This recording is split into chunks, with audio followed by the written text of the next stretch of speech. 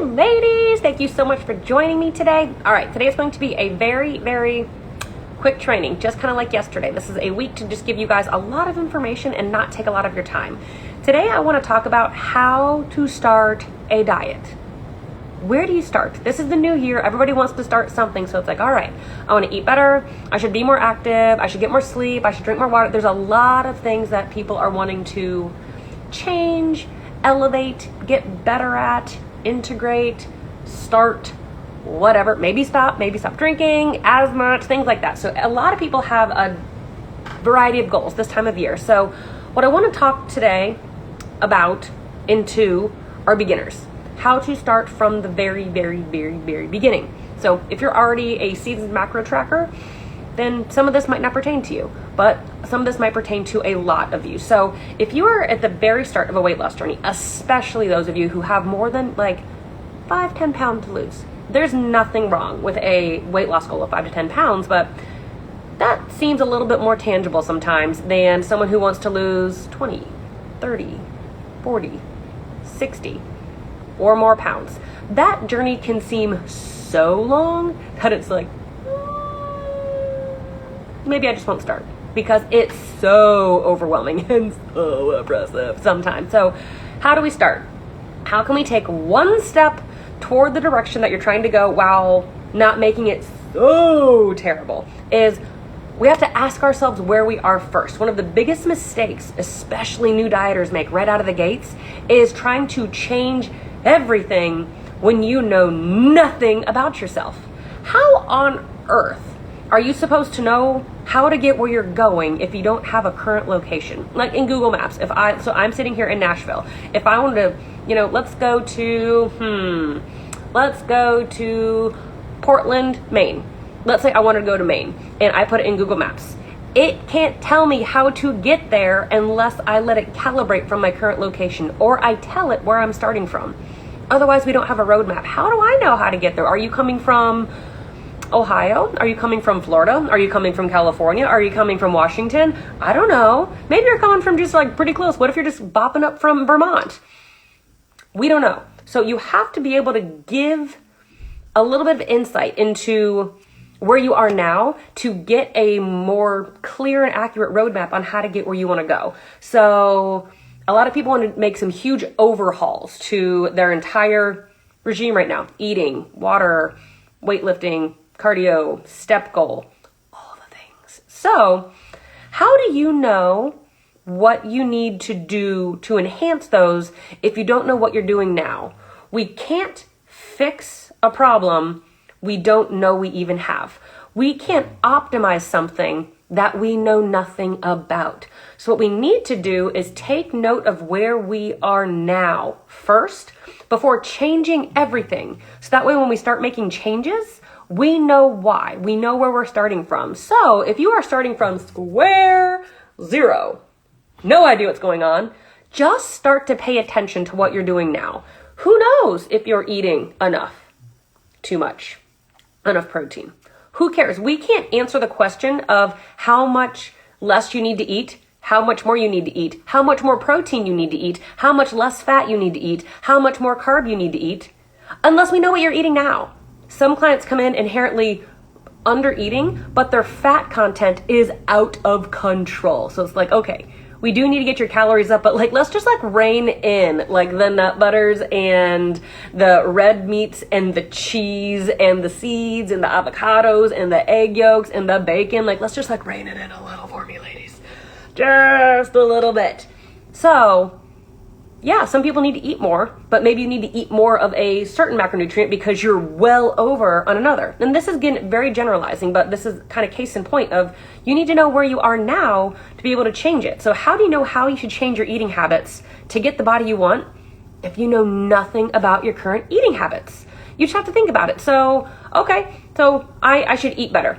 Okay, what do your habits look like now? No idea. Start paying attention. You don't have to be a seasoned macro tracker. You don't need to be great at all of these things right out of the gates. Just start paying attention. Download one of the free macro tracking apps. I'm most familiar with MyFitnessPal. And literally, it's like add food. Okay, Honey Nut Cheerios. Yeah, I had beep. Had a serving of that. Or like, I had a cup. Sure, whatever. Put that in. Use generic things. Get a ballpark on where you are now in regards to eating. And you can be like, wow, I didn't eat very much food today, but I had a lot of coffee. I don't think I drank any water today. Whoops. Okay, maybe we need to get your water intake up. Maybe not. I had a client come in who was so drastically under eating that I emailed her immediately when I got her intake forms and asked if she did a typo and forgot a 1 in front of her daily calorie intake averages for days. Asked if she forgot a 1. She did not. But she was probably 2.5 times the recommended water intake. So she could see, oh, new year, new you, things like that. I need to eat less and I should drink more water. She did not need to. Her water was fine, even a bit excessive, to be completely honest, and her intake was way under. I have other clients come in where we're looking at food logs. I'm like, I know you were telling the truth because you literally had pretzels and icing for dinner. Like, maybe not the most nutritious choice, but I love the honesty here. So we need to get some protein in your diet. So we don't know where you are. We don't know how to change your diet unless we know what your diet looks like now. Much like if you go to your doctor and you're like, I am having heart palpitations.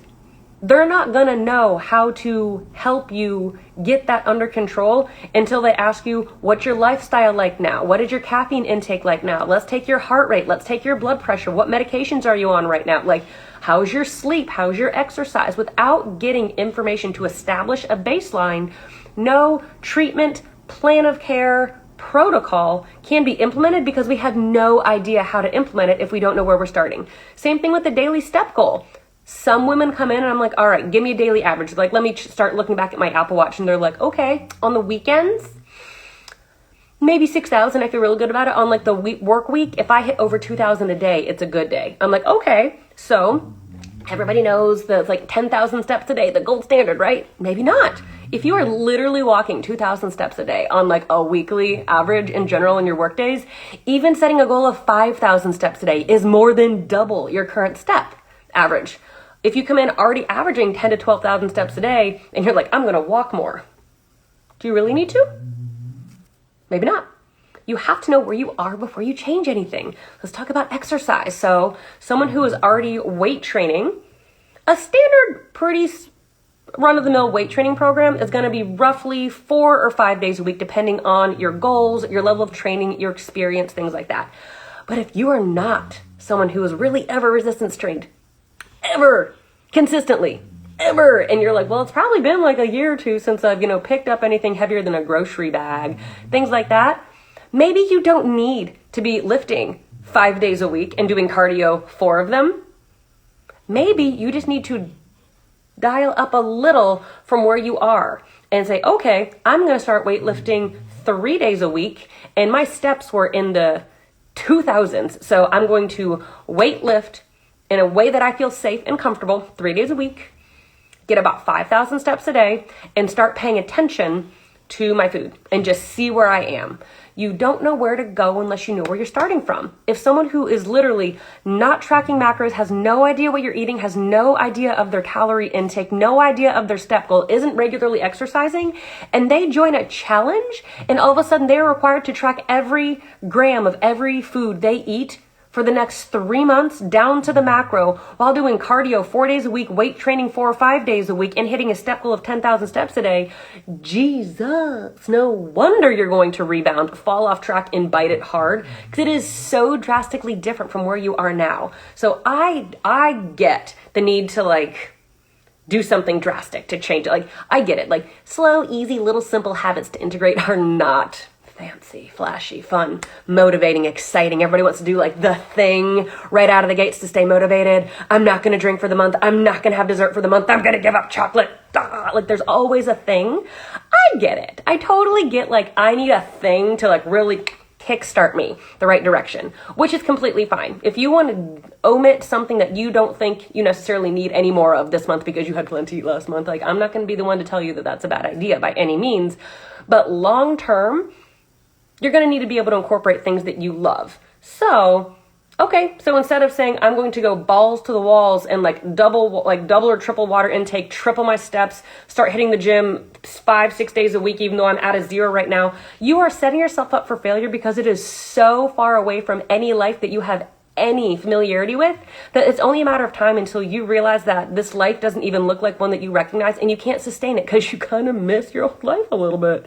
So look at where you are now. Fix the little things first before you get fancy. My post on Sunday was one of those, what do they call them? Like the scrolly things, like a carousel or something. Clearly I'm really slow on the uptake here in regards to what's trending. But the last thing you want to do before you hire a coach or anything is to go completely balls to the walls into a drastic diet, because then you're going to give the coach nothing to work with and then inherently be really annoyed in the entire process. But it doesn't mean you can't make some easy little tweaks before you get there. I mean, if you go to the doctor and you have the worst health bill ever, cholesterol's off the charts, blood pressure's off the charts, arthritis everywhere, a lot of adipose tissue, things like that, and you're not even walking or eating regular produce, that's an easy thing that you can incorporate. So you don't leave there saying, they literally just told me to walk more and eat a salad. How stupid is this? Those things do count, but you can do those things on your own. So instead of, slashing calories and, overhauling your complete life just to start a new diet, why don't you use this time right now before you're really ready to invest in a coach, before maybe you're feeling it out. I love when I get on calls with someone who's I'm going to be honest, I reached out to a handful of coaches because I'm not exactly sure who I want to work with. And I'm genius. Interview everyone that you want to even consider, and you pick the best one for you, the one that you feel has your back, the one that you can totally let your hair down with, get real with, not be intimidated by, and that person is on your team. You got to click. And I'm even if it's not me, pick the right one for you. That is the best thing you can do. So if you're still feeling the waters, you're I just started following some accounts, things like that, is what can you do right now to already start heading down the direction that you want to go? Know where you are now, because any coach you hire that's worth hiring, they should be asking you a lot of questions. It was crazy to me in the physical therapy clinic. I did patient care for 10 years before I started this business. Oh my gosh, halfway through patient evals, people would be I'm already just so impressed. No one's ever asked me these questions before. I'm how the hell am I supposed to create a plan of care to fix your injury if I can't ask you any questions about it? I'm I don't know how to fix it yet. I need a lot more information. So if you're not getting asked questions, red flag, don't walk away, run away from that person. But you're going to get asked questions from good coaches. You're going to get asked questions like daily step count. What does your water look like? What does your sleep look like? What does your stress look like? What does your eating look like? What does your weight training look like? Are you comfortable in the weight room? What does your cardio look like? How intense is it? How often? What's your dosage? Everything. We want to know a lot of stuff. All the good stuff.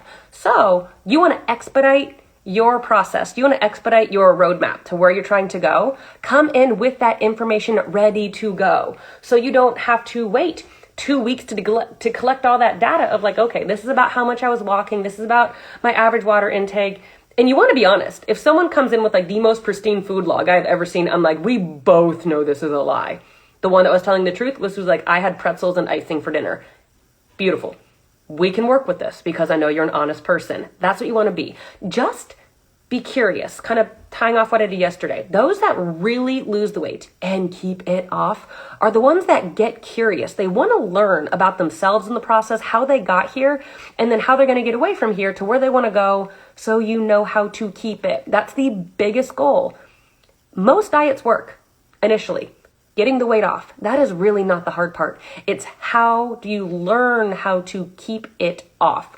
So you have to get curious. Start now. Get curious. What does my sleep look like now? Water, steps, exercise, food intake. Take it a step further. Start tracking your macro intake in one of those free tracking apps. So that way when you are ready to reach out to a coach, and sometimes it's intimidating, it's this person that I've been following online forever or whatever, is you come in here look, I have all the stuff. Look, all the things. I've been paying attention. This is my starting point. That is a coach's dream, to be I have all the information I need. Beautiful. Do yourself a favor and come well equipped. That is where you need to start on your weight loss journey. You don't need to start juicing. Wow, all of my screens just went black. Oh boy. Whatever, we're just gonna keep going. You don't need to start juicing. You don't need to start with a cleanse or a detox or anything like that. There is a time and place for people who are working on hormone stuff, but that is not where this conversation is going. Keep it easy. Keep it simple. Stick with the basics. Learn where you are now. From there, we learn how to get you where you want by making appropriate changes, not by completely overhauling your entire life and just thinking you can stick with this forever. That's so not realistic. So let me know if you ladies have any questions. If you're watching this live, feel free to start dropping them in below so I can answer them. Otherwise, don't be afraid to like drop a comment or even shoot me a DM if you want to ask me a question, like not publicly or whatever. And then tomorrow's live, I'm really excited about. I've been thinking about doing this live for almost a month now because a while ago I threw in my stories, and I'd love to know what you ladies want to hear. I threw in, I was like, what do you guys just like want trainings on? Like, what do you need help with right now? And quite a few were like, what should my macros be? How to calculate my starting macros. And instantly I was like, I know exactly what I need to do. So tomorrow's live at 12:30 p.m. Central Time. Make sure I'm getting that right. Yes, 12:30 Central Time. I promise that's the time. Is why you actually don't want that. Why, if you are brand new to macro tracking and you're pretty far away from where you want to be, tomorrow's live is all about why. Paying for a one-time macro consult, getting a free one-time macro consult, or using some of those free online calculators. I have an entire training on like the online training calculator issue, but tomorrow's live is all about why learning just your macros for right now. And that's it. You get a macro consult. If someone just spits out your magic macros, because that's what everyone's looking for, why that is one of the single worst things you can do right now to actually start losing weight. One of the worst things. If I was brand new out of the gates, learning macros and nothing more, just getting spit out numbers and learning how to figure out how to track them and whatnot, would have probably been my demise. And there's a very good chance I would be sitting here not doing this live, still struggling with my weight, 60 pounds heavier than I am right now. So you don't want to know your macros. You actually really, really don't. That's tomorrow's live. So if you guys have any questions, drop them below. Doesn't look like anybody has any questions right now. So thank you so much for tuning in live. And yeah, catch you tomorrow.